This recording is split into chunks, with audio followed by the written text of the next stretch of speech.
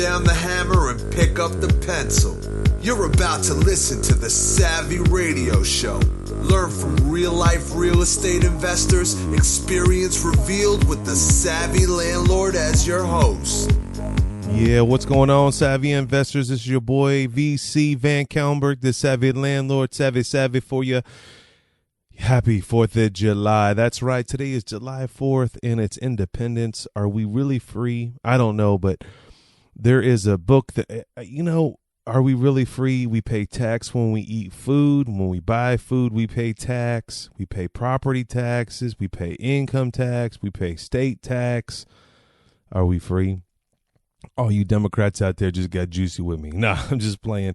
But you need to celebrate. Happy Independence Day. We are free, freer than most. Anyway, this is part 2 of the property management episode that I did on episode 344, how to hire a property manager or management company.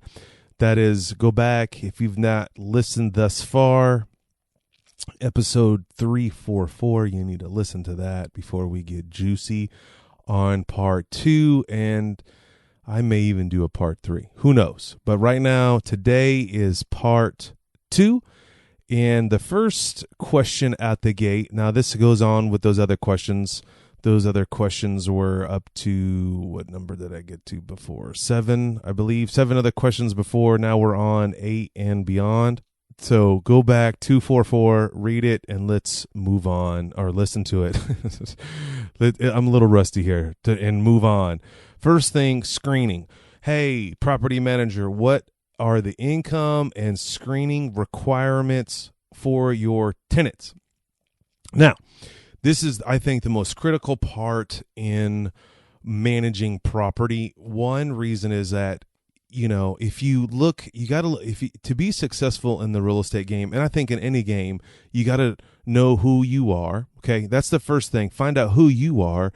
And then the second thing is, who are you dealing with, or who are you about to hire? Okay. What does this have to do?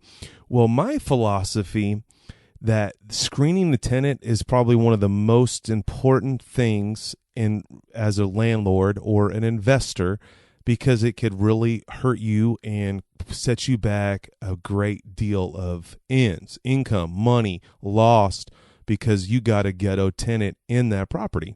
Now, if you are a property manager, and how do you make money? We talked about that in the last episode, 344. You do it on a percentage. Well, some crappy property managers slam tenants in there, and they miss this most critical part of the process and screening tenants. So, you can hit the first 7 questions with them and get them kind of juiced up. And then you really need to spend some time on this question. What are your income requirements or your screening requirements for your tenant? Quality tenants are critical to long-term profitability. Make sure that the company has a solid process. Now, here's some basics. Do employment verification. You've got to do that and make sure, and ask them, how do they do that? You got to do a background check. Now, background checks have become a lot easier over the years than it was before. You used to do all kinds of craziness and approval process, but a lot of software like Buildium and AppFolio and Rent something, they usually have it built in. And if you're dealing with a small town or someone else, find out how are they doing background screening. There's Employment Services. There's a local company that I used to use with. Actually, their name is called Employer Services. And it was like $15, and they can pull. You can go down to the county and pull records about that person with their approval. You need to pull a credit check on every tenant. And these are just the basics, but you shouldn't tell them. You need to know this when you're interviewing this property manager. And the real quick rule of thumb, which is 3 times the amount of income. So of what their gross rent, what their gross pay is what they can afford. So let me tell you. So if they're $1,000 a month, they have to be bringing down at least $3,000. And it may be net. I can't remember. It's been a while. But I do 3 times or whatever the number. So if they're renting a $600 unit, times 3, 18, 612, I really want them to make at least 2,000 or a month. Anyway, another question that you need to ask them, do you, Mr. Property Manager, what requirements do you have the renter have? Like, is it insurance? Do you require your tenants to have insurance? Now, in my own personal property management company, you need to enforce this or let this obvious. Now, in the great world, I would force my tenants to get renter's insurance. Now, what I do is I have an addendum. I have a sheet that I explain to them if a tornado came, if the tenant upstairs toilet starts leaking and it gets on your brand new couch, this has actually happened. Who pays for that? And the question that I say is that you do. You pay for that. We don't. The property manager, we just have basic insurance that covers the structure. And you are responsible, dear tenant. Now, as your property manager, this is the question that you're trying to get to. Are you requiring that of your prospective tenants? And, we basically convince the tenant that it's, smart business from $15 to $20 a month extra. You can have great insurance over a fire, over a flood, or a dog bite, or even legal issues. Whatever the case may be, you may consider getting renter's insurance. Some property managers require that. You want to know how they present it to the tenant, because you are ultimately responsible, and what's their percentage of people that do have renter's insurance, and then how they maintain it. Now, if you do get a tenant that who's smart and who gets renter's insurance, that they name you as a payee, a beneficiary of that insurance. So when there's a claim, like the house gets ripped down or some to the effect, that you can be named on their insurance. All right. Now, here's another question. Now, I ask this question. I ask this question all the time to other property managers. Hey, what's your occupancy rate, right? That's a question. Here's a question that you need to ask. What's your retention rate? Tell me how long what's the average length of your tenants? Now, Mr. Landlord over in Virginia, this guy's got like crazy retention. He's got a system in place that's just, bar none, amazing. He rewards his tenants the longer they stay in the unit, in the property. He gives them upgrades every year. Hey, do you want a new fan if you sign another year extension? I mean, this guy's got it on lockdown. But you need to know what's their retention rate? How long do people stay as tenants, and how long does your owner stay, like your other investors? What's their retention rate? Now, you're probably going to get an elusive answer because it's the way I'm asking you is elusive because I'm trying to articulate it.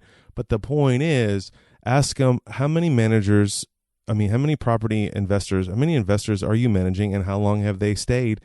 And ultimately ask for a reference, a source, so you can actually call one that is typically being used with them and ask the hard questions. And then I need a reference of someone that no longer uses you, and I would like to call them. Remember, you've got to get juicy about this situation. You can't be passive with your asset. I know that I used to be that person. I used to be just not casual, but like, well, I don't want to inflict too much or ask too many questions. You are responsible. When you purchase this property, it's your responsibility. You've got to maintain that property. When that property manager disappears or when that tenant disappears, guess what? You are responsible for that property. You're the one that's going to be paying all the damage if you don't do your due diligence on the front end. So that's just a reminder. Here's another question. What's your average occupancy rate? Again, that's what I was trying to say earlier, and then I switched it. And you don't want to get with someone lower than, 90%. I know, and they may lie. If they're really upfront, they can show you rent rolls. And I don't know if they're willing to show those rent rolls, but I would kind of ask for them in a roundabout way. But what's their occupancy rate? And, the ballers are at 96 and above. That means that they are grinding it out. They're on it. Now, me personally, in my own properties, I barely get to 95. When I talk to a sophisticated property manager, he's like, we're at 98, we're at 99, we're at 100. Wow, how is that possible? And you can go check out their website. If you're really seeking a property manager, go to their website and see what's listed on their website and see, how long are they up there? How long do they come down? Are they really running at the vacancy rate that they're telling you? And you can kind of gauge that. Now, that this will take time, months, but if you're listening to this now and you made it this far, 10 minutes into this podcast, you probably can handle waiting a couple months before you pull the trigger on a property manager. And you should be keeping your eye on property managers throughout the years. I do. I listen to other property managers talk about property managers. I find out who's who and who's what, and try to make the best sound decisions as possible. And if I keep hearing positive things about this one property management company, then I kind of make a mental note of that. If I keep hearing bad things about a specific property management company, I disregard them and I don't refer them.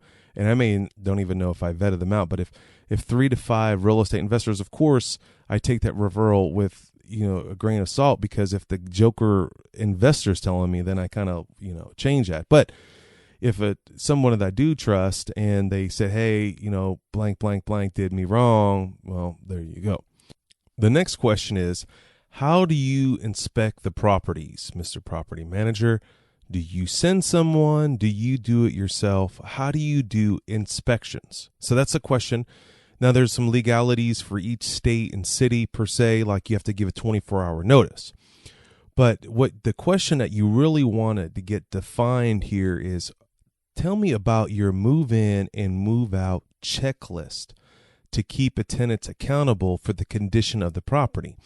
Now, if you listen to the other episode before, this is where this property manager that I got a hold of that was ripping people off, that they were telling you, the tenant, you, the landlord, that the property was in decent condition, and then he was telling the tenant that they would have to pay for all these repairs and he would pocket the money.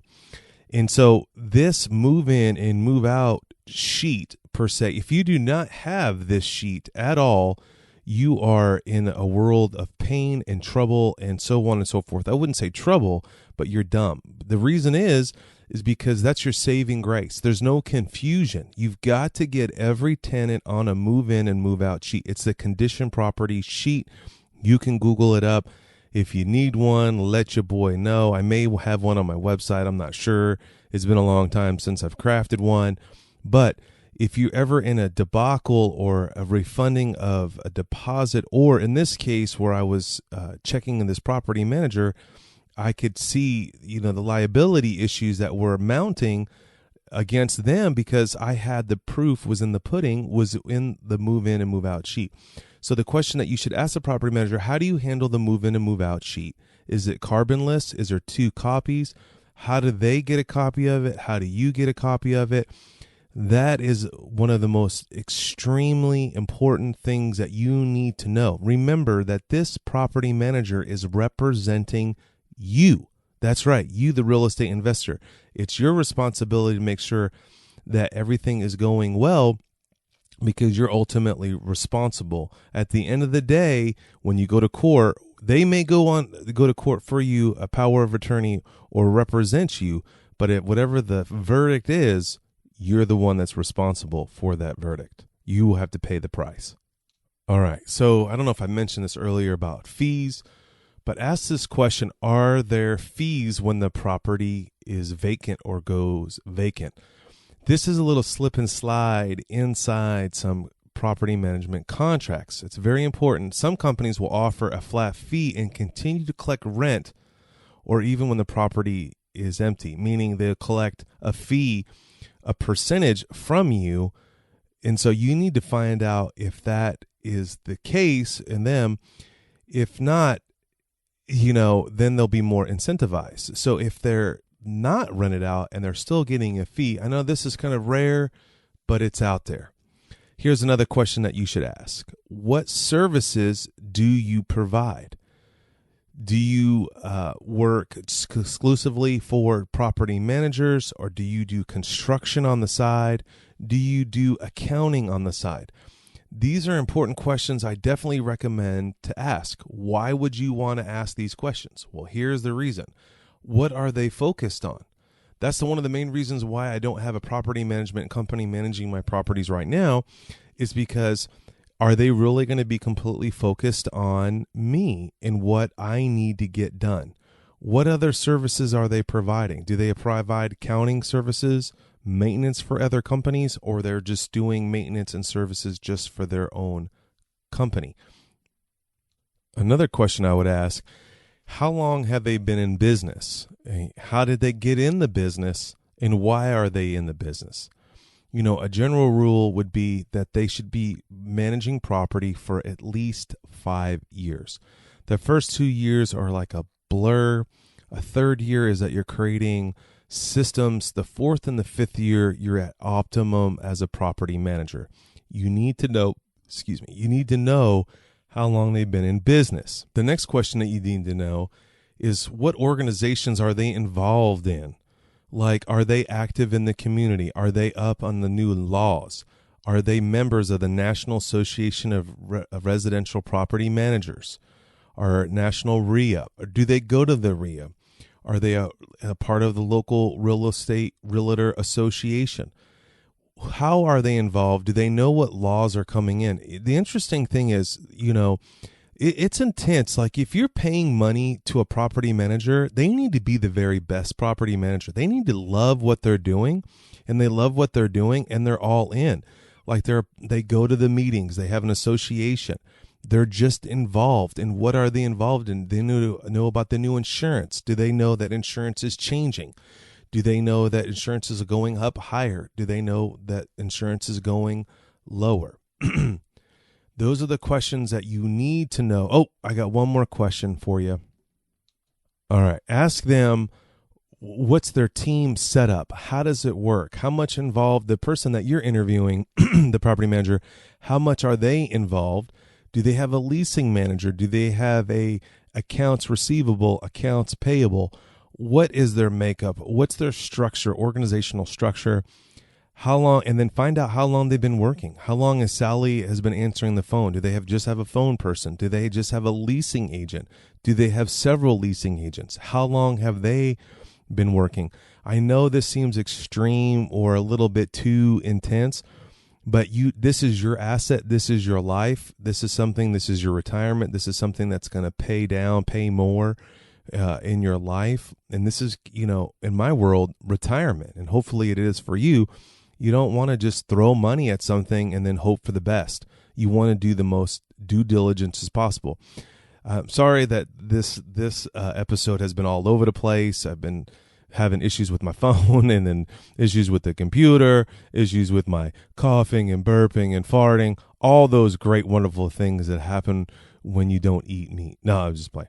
But the point is, do your due diligence. If this was good, email me. I know my boy Matt, thank you for texting me. He says, go deep like a football. I will. I think I have about 30 more questions that I'll roll out. So, yep, I will do part 3. Well, anyway, my name is Steven VanCauwenbergh. This is the Savvy Radio Show, and I'm glad that you made it through this Mick and Meyer of an episode. But you got the message. You pulled out some nuggets. In whatever you do your due diligence. Don't just hire some flim-flam because you're in a hurry. And whatever you do, go buy assets. Thanks for listening to the Savvy Radio Show. Glide online and listen to our other motivating episodes at savvyradioshow.com. Connect on Twitter at LandlordBook and always be buying assets.